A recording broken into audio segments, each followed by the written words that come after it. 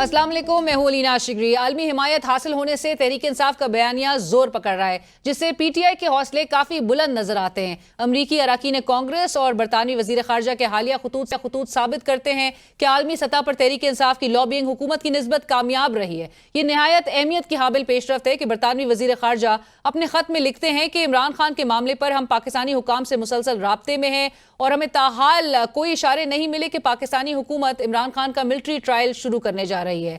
ताहम पाकिस्तान की सूरत हाल पर हमारे हुकाम गहरी नजर रखे हुए हैं। हुकूमत बज़ाहिर मकामी सतह पर तो तहरीक इंसाफ को काउंटर करने में किसी हद तक कामयाब नजर आ रही है, मगर पाकिस्तान तहरीक इंसाफ के ओवरसीज चैप्टर का ताहाल ताक़ुब या मुकाबला नहीं कर सकी है। दाखिली सतह पर अभी भी हुकूमत को पूरा भरोसा है कि साबिक वज़ीर आज़म इमरान खान की जानिब से दी गई 24 नवंबर की फाइनल कॉल को नाकाम बना दिया जाएगा। वज़ीर आज़म के सियासी मुशीर राना सनाउल्लाह साहब कहते हैं कि फाइनल कॉल हुकूमत के लिए चैलेंज नहीं है, बेवक्त बगैर तैयारी के कॉल दी गई, ये फ्लॉप प्रोग्राम होगा। और हमेशा की तरह इस मरतबा भी हुकूमत तहरीक इंसाफ के 24 नवंबर के एहतजाज को रोकने के लिए वही रिवायती तरीके अपनाने जा रही है। इंतजामिया की जानिब से दफा 144 का निफाज कर दिया गया है। इस्लामाबाद में अभी से हर किस्म के जलसे जुलूस पर भी पाबंदी लगा दी गई है। 5 या 5 से ज्यादा लोगों के एक जगह इकट्ठे होना भी गैर कानूनी करार दे दिया गया है। खबर यह है कि एहतजाज के शुरा को रोकने के लिए हुकूमत कंटेनर्स लगाने भी जा रही है, जिसके लिए इस्लामाबाद पुलिस ने वजारत दाखिला से 400 कंटेनर्स भी तलब कर लिए हैं। क्या इस मरतबा भी खंदकें खोदी जाएंगी? रावलपिंडी इस्लामाबाद के बासी न जाने कितने दिनों के लिए मोबाइल सर्विस से हाथ धो बैठेंगे? क्या पकड़ धकड़ और जबरी गुमशुदगियां होंगी? क्योंकि माजी में यही देखा गया है कि जब भी तहरीक इंसाफ की तरफ से एहतजाज की कॉल दी जाती है तो हुकूमत 9 मई के वाक़े को झाड़ पोंछ कर अलमारी से निकाल कर सामने ले आती है। फिर एक रेन ऑफ टेरर का दौर चलता है और सियासी रहनुमाओं की चादर चार दीवारी से लेकर पार्लियामान तक के तकद्दुस को पामाल कर दिया जाता है। इस मरतबा भी वजीर इत्तलात अता तारर साहब ने 9 मई की पुरानी फुटेजेस दिखाकर दावा किया है कि साने 9 मई से मुतालिक नई सीसीटीवी फुटेजेस और सबूत सामने आने के बाद तहरीक इंसाफ के बानी और दीगर तमाम रहनुमाओं कौम से माफी मांगे। इन शवाहिद के बाद इनको कैफर किरदार तक पहुंचाया जाना चाहिए, वो कहते हैं। अलीमा खान साहिबा ने आज अपने भाई साबिक वज़ीर आज़म इमरान खान से मुलाकात के बाद मीडिया से गुफ्तगू के दौरान बानी पीटीआई का पैगाम लोगों तक पहुंचाया। कहा कि पहले आप छोटे गुलाम थे, आज आप मुकम्मल गुलाम बन चुके हैं। 24 नवंबर को आपने अगली नस्लों के लिए निकलना है। मैंने हर पाकिस्तानी को बाहर की कॉल दी है, मुश्किल वक्त आने वाला है, डरना नहीं है। तहरीक इंसाफ तो 24 नवंबर की फाइनल कॉल पर बड़ी पुरजोश नजर आ रही है, लेकिन ऑपोजिशन की दूसरी बड़ी जमात JUIF तहरीक इंसाफ के एहतजाज की हिकमत अमली से मुतासिर नहीं लगती। क्या तहरीक इंसाफ तन तनहा हुकूमत को टफ टाइम दे पाएगी? क्या मौलाना साहब के तहरीक इंसाफ से मुतालिक दो टोक मौकिफ में कोई तब्दीली आएगी? ये तो अगले बहरहाल चंद रोज में वाजे हो जाएगा। मौजूदा सियासी मंजरनामे में रहनुमा JUI सेनेटर कामरान मुर्तजा उनका कहना है कि PTI ने आज तक पार्लियामान में ऑपोजिशन का मुश्तरका इजलास नहीं बुलाया। मौलाना साहब या JUI रेंट अ क्राउड नहीं है। पाकिस्तान तहरीक इंसाफ ने कॉल देते हुए इत्तेहादियों तक को एतमाद में नहीं लिया। नाज़रीन, जहां एक तरफ दुनिया मरीख पर बस्ती बसाने के करीब है, वहां पाकिस्तान की टेक्नोलॉजी को रिवर्स गेयर लगा हुआ है। फायरवॉल के बायस यूट्यूब समेत मुतादिद ऐप्स के सुस्त होने की शिकायत हैं। एक्स पर पहले ही पाबंदी आयद है। हम 4G से 5G पर जाने के बजाय अब लग ये रहा है कि 3G या 2G पर जैसे शिफ्ट हो रहे हो। अब सूरत हाल यहां तक पहुंच चुकी है कि इस्लामी नजरियाती काउंसिल के चेयरमैन अल्लामा रागिब नईमी साहब ने VPN के इस्तेमाल को ही गैर शरई करार दे दिया। मौलाना साहब की लॉजिक ये थी वैसे कि VPN गैर अखलाकी मवाद तक रसाई का बायस बन रहा है। ये लॉजिक तो बिल्कुल ऐसे ही है जैसे कहा जाए कि गाड़ियों का इस्तेमाल गैर शरई है क्योंकि गाड़ियां हादसात का बायस बन रही हैं। मौलाना साहब के बयान ने एक नई मुल्क में बहस छेड़ दी है। सेनेट की कायमा कमेटी बराए IT के इजलास में इस पहलू पर जेर गौर लाते हुए ये इंकिशाफ किया गया कि VPN को बंद करने के लिए वजारत दाखिला की जानिब से खत लिखा गया था। ऑपोजिशन अरकान ने सवाल उठाया कि अवाम के 60 अरब रुपए से फायर वॉल लगाया गया और हमारे 25 लाख नौजवान परेशान है कि इंटरनेट बंदिश से उनका रोजगार मुतासर हो रहा है। कमेटी में IT हुकाम ने ब्रीफिंग देते हुए बताया कि मुल्क में 10 लाख से ज्यादा फ्रीलांसर्स है। IT की वाइट लिस्टिंग पायदार सोल्यूशन नहीं है। ऐसे मंतकी सवालात पर पीटीए की जानिब से काफी गैर मंतकी जवाबात सामने आए और जवाब ये दिया गया कि वीपीएन पर आप कुछ भी देख सकते हैं। पीटीए हुकाम का तो बहरहाल पता नहीं, अवामी रद्द अमल के बाद अल्लामा रागिब नईमी साहब ने अपने बयान की तस्दीक जरूर फरमा ली है। एबीएन डिजिटल से बात करते हुए अल्लामा रागिब नईमी ने वीपीएन के दुरुस्त इस्तेमाल को रजिस्टर्ड या गैर रजिस्टर्ड होने से मशरूत कर दिया। अल्लामा साहब कहते हैं कि हुकूमत एक तारीख देगी, तब तक आप गैर रजिस्टर्ड वीपीएन इस्तेमाल कर सकते हैं। जब वो तारीख खत्म हो जाएगी तो फिर आपको रजिस्टर्ड वीपीएन ही इस्तेमाल करना होगा। जब तक हुकूमत की तरफ से वीपीएन रजिस्टर करवाने की तारीख खत्म नहीं हो जाएगी, उस वक्त तक जो कोई भी वीपीएन को पॉजिटिव एक्टिविटी के लिए इस्तेमाल करता है, चाहे वो रजिस्टर्ड है चाहे वो गैर रजिस्टर्ड है, उस वक्त तक वो अलाउ है। लेकिन जब वो तारीख खत्म हो जाएगी, बहरहाल रजिस्टर्ड वीपीएन के जरिए ही अपनी एक्टिविटी करनी चाहिए। और नाज़रीन, इस वक्त हम बात करेंगे कि हुकूमत किस तरह से टैकल करने का इरादा रखती है। ये 24 नवंबर की जो कॉल दी गई है पाकिस्तान तहरीक इंसाफ की जानिब से, और वज़ीर दिफा ख्वाजा आसिफ साहब ऑलरेडी कह रहे हैं कि ये जिस तरह से इनके 2 प्रोटेस्ट पहले के देखे गए और जिस तरह कंक्लूड हुए हैं, वो इसी किस्म का फेट से दोबारा पाकिस्तान तहरीक इंसाफ 2-4 होने जा रही है। हमें इस वक्त ज्वाइन करें प्रोग्राम में ख्वाजा मोहम्मद आसिफ साहब। नीज़ नो इंट्रोडक्शन, वज़ीर दिफा हैं आप, सीनियर रहनुमा पाकिस्तान मुस्लिम लीग नवाज़। ख्वाजा साहब अस्सलाम वालेकुम, बहुत शुक्रिया आप ज्वाइन करने के लिए प्रोग्राम में। ख्वाजा साहब, आप जब कहते हैं कि नवंबर 24 की जो इनकी प्रोटेस्ट कॉल है पाकिस्तान तहरीक इंसाफ की, this will also meet the same fate जो कि हमने प्रीवियस प्रोटेस्ट के देखे हैं, what makes you say this, और आपको क्या लग रहा है, आपकी क्या असेसमेंट है इस प्रोटेस्ट कॉल के हवाले से? देखें, अगर इसके पिछले 2 प्रोटेस्ट अगर देखें तो उसमें सिर्फ केपी ने जो है वो वहाँ से इनके वर्कर्स ने प्लस जो सरकारी मुलाजमीन ने जो है शिरकत की। जो चीफ मिनिस्टर पंजाब ने अपने जो सरकारी वसाइल या इन्फ्लुएंस इस्तेमाल किया, पंजाब की तरफ से शिरकत जो है वो बिल्कुल नहीं हुई। वहाँ के जो सो कॉल्ड लीडर हैं पीटीआई के, वो मफरूर हैं और 9 मई के बाद जो है वो पंजाब या अपने अपने हलकों में भी नहीं आए।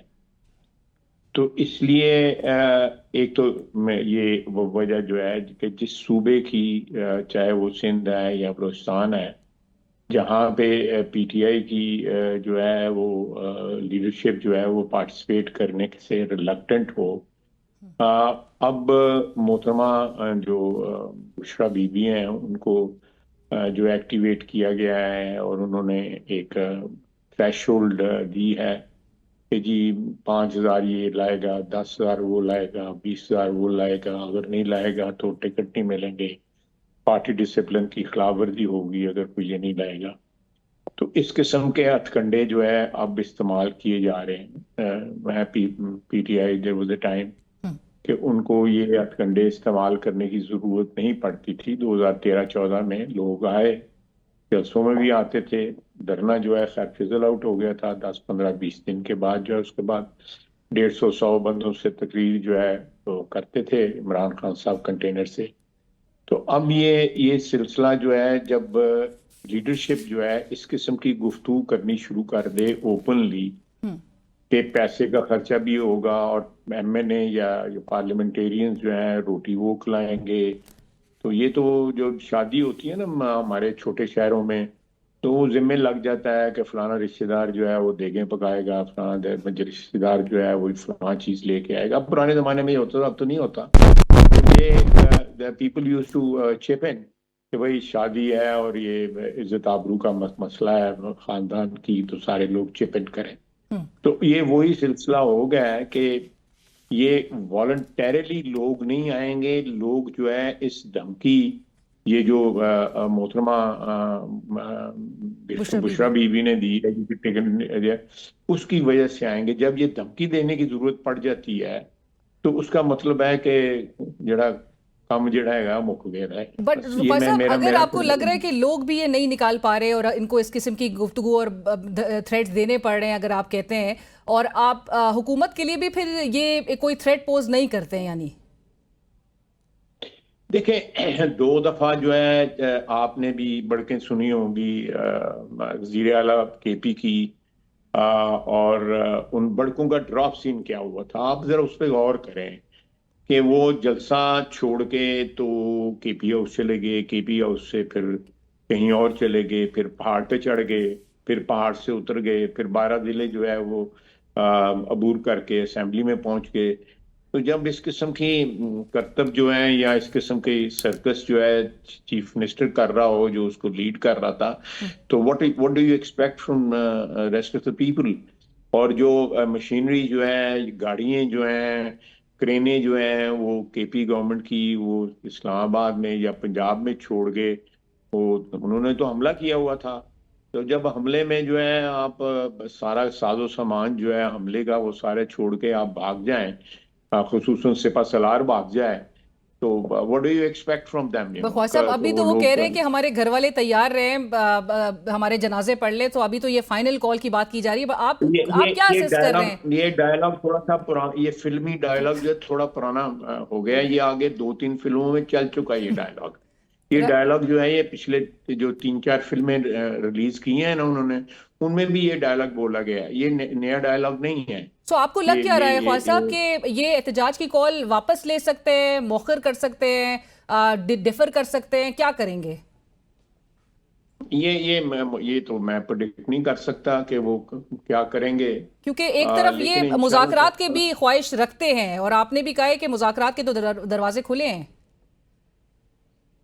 नहीं, मुज़ाकरात तो वो जो है एस्टेब्लिशमेंट से करना चाहते हैं। देखें, मैं आपको लीना, ये एक बड़ी बेसिक, बड़ी फंडामेंटल कॉन्ट्रडिक्शन है। ये साथ एस्टेब्लिशमेंट को गालियां देती है। 9 मई को बगावत जो है इन्होंने मुल्क के खिलाफ, और मुल्क के बाद जो है फौज के खिलाफ बगावत की। उसके बाद ये टोटल डिनाइल में है कि हमने कुछ नहीं किया। अब उसी एस्टेब्लिशमेंट से ये बात भी करना चाहते हैं, उन्हीं के तरले करते हैं। उस दौरान जो है आपको याद होगा कि अलवी साहब के मौजूदगी में पाँव नहीं पकड़े थे, बाकी सारी मिन्नतें तरले जो है इमरान खान ने जनरल बाजवा की थी। आपको याद होगा, it was reported in the media also, और ये मीडिया की डिस्कशन इस पे चली पड़ी।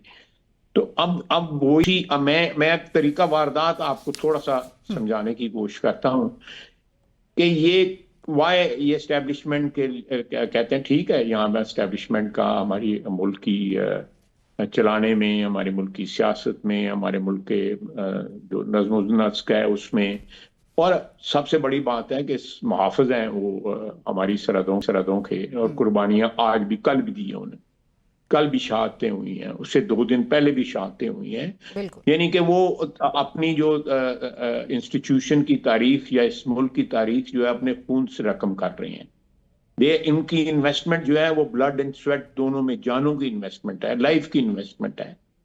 वो उनका उस पे कोई किसी को शक शुबा नहीं होना चाहिए। इन्होंने उसको भी अटैक किया, बल्कि उनके सिंबल्स को जो है मिसमार्क किया जो है। It was an insurrection. It was a mutiny. It was a बगावत against the state. ये 9 मई का जो है। अब उनसे ये कोई मामला तय करना चाहते हैं, तो ये लोग जो हैं, इनके सारे जितनी भी लीडरशिप आपको नजर आती है, ये सारे के सारे कॉम्प्रोमाइज्ड लोग हैं। भाई साहब, जब आप कहते हैं, ये आप तवातुर के साथ मैं कर रहा हूँ, होल्ड ऑन, मैं अपनी सारी एक्सप्लेनेशन दूंगा, मैं तसल्ली पूरी करूंगा। ये कॉम्प्रोमाइज ये है, ये वहां भी एश्योरेंसेस देते हैं। अब ये मुझे बताएं कि ये कहाँ 4-4, 5-5 घंटे जो है दोनों दफा गंडापुर साहब गायब रहे हैं। ये बात देखें, ये देयर इज ए लिंकेज। जब ये कहते हैं कि हम एस्टेब्लिशमेंट से बात करेंगे, बानी पीटीआई कहता है कि मैं एस्टेब्लिशमेंट से बात करूंगा। 2 दिन पहले जो है इंटरनेशनल मीडिया में आया कि मैंने उनसे बात करनी है। जब वो ये कहते हैं तो उनका मतलब है कि अगर पैरी पैना किसी दे ते उन्होंने जाके पैरी पई जेड़े। तो ये बात जो है बिल्कुल हर शख्स को पता है। हर बंदा इनमें से एक दूसरे को, इनकी लीडरशिप जो है नेशनल असेंबली में, सेनेट में एक्यूज कर रही है कि ये कॉम्प्रोमाइज है। आप इनका इंटरव्यू जो है, मरवत साहब का इंटरव्यू देख लें। उन्होंने जो कुछ कहा है, मैं नहीं कह रहा, उन्होंने जो कुछ कहा है, he said the same thing जो मैं कह रहा हूं।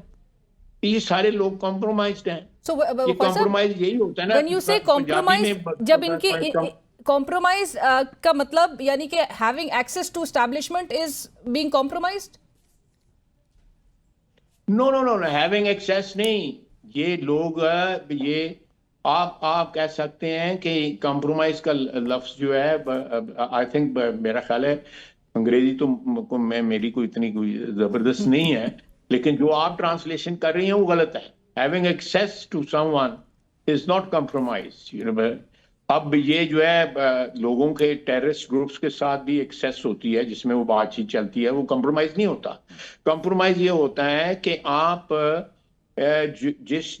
जो आपने स्टैंड लिया होता है, आप 100% उस स्टैंड के साथ जो है कमिटेड नहीं होते, और आपने जो स्टैंड जो लिया होता है जिस भी मुतहरफ ग्रोह के साथ, जिस भी ऑर्गेनाइजेशन के साथ, जिस भी इंस्टीट्यूशन के साथ, आप उनके साथ, जिस भी फोर्स के साथ, आप उनके साथ भी जो है एक तसल्ली वगैरह का, एक इत्मीनान का एक रिश्ता कायम Playing किए on हुए। both sides of the pitch, तो ख्वाजा साहब, जी पिच के दोनों तरफ आप समझते हैं कि वो खेल रहे हैं, एक तरफ से जी वो जी जी जी पर अगर खेला जा सकता है, अगर पिच के दोनों तरफ जो है या जो है, तो वो पीटीआई के खेल सकती है। ख्वाजा साहब, आपकी इजाजत से मुझे एक ब्रेक शामिल करना है। नाज़रीन कहीं मत जाइएगा, वज़ीर दिफा ख्वाजा आसिफ साहब हमारे साथ प्रोग्राम में शामिल हैं और गुफ्तगू को आगे बढ़ाएंगे एक ब्रेक के बाद।